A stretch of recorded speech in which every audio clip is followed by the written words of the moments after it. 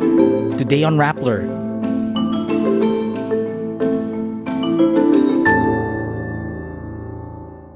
Gilas star Justin Brownlee fails the Asian Games drug test following the Philippines' historic gold.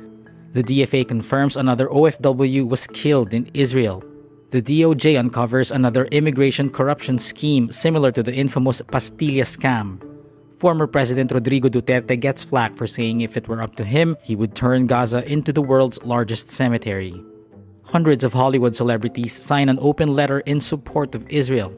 Ben&Ben percussionist Toni Muñoz is diagnosed with Bell's palsy.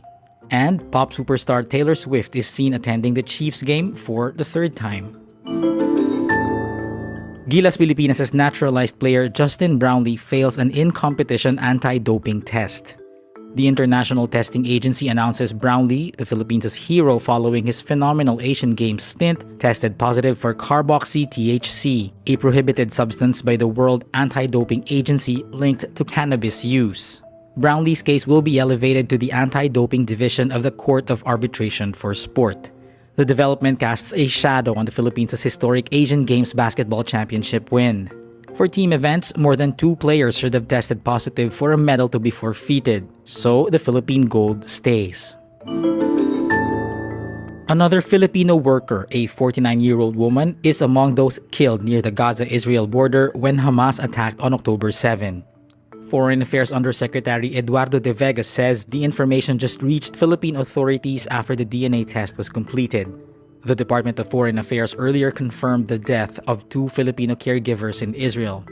De Vega says the woman comes from Negros Occidental, adding the DFA is already in contact with the Filipinas' Kuwait-based sisters on the repatriation of her remains. 3 more Filipinos remain missing, even as Israel has said it has regained control over the southernmost cities that were attacked by Hamas.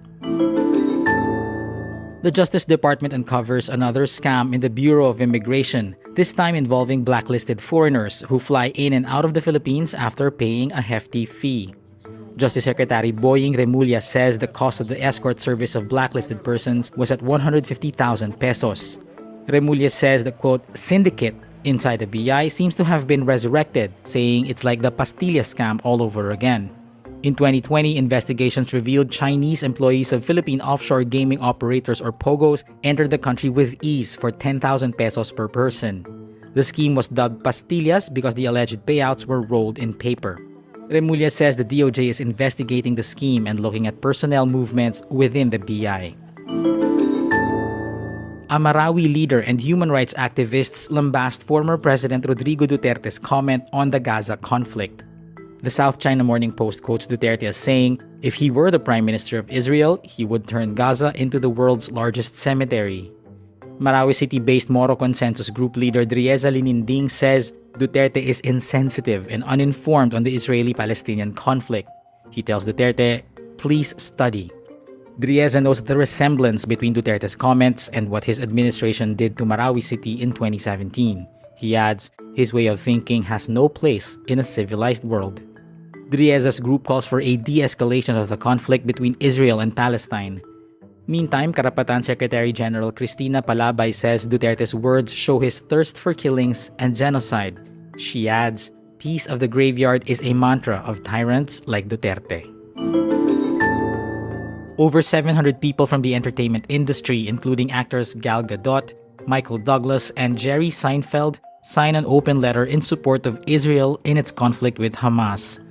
Other notable names were actors Liev Schreiber, Chris Pine, Amy Schumer, Jamie Lee Curtis, writer and producer Ryan Murphy, and director Antoine Fuqua.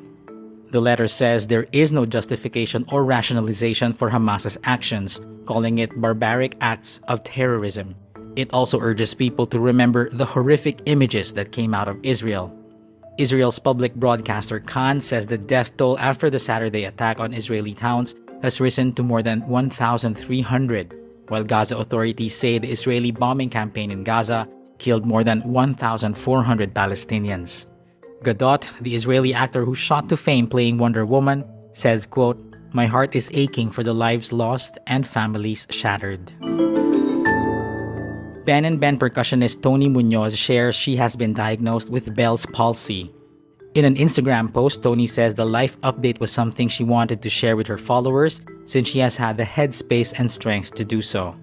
She says her diagnosis came a few days before the band flew to Sydney, Australia for Ben&Ben's 1MX show in October. Toni writes the left of her face is now paralyzed. She is only able to wear half a smile and her way of speaking has slightly changed.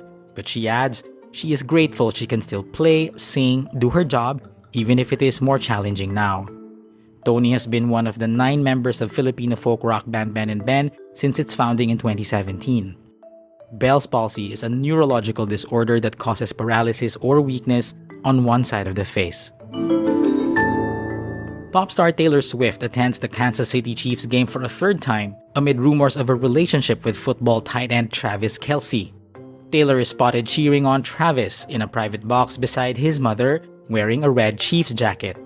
Aside from fueling dating rumors, Taylor's appearance is sure to deliver another marketing blessing to the NFL. Dubbed by the media as the Swift effect, ticket sales for games with the Chiefs have soared. Two-time NFL champion Travis says he is embracing the chaos that comes with being the center of attention. Taylor was seen in 2 other Chiefs games in September and early October. And that's today's wrap. I'm JC Gotinga. Thank you for watching. Click the link below for the full story. Follow us on Rappler's YouTube, Facebook, X, Instagram, and TikTok.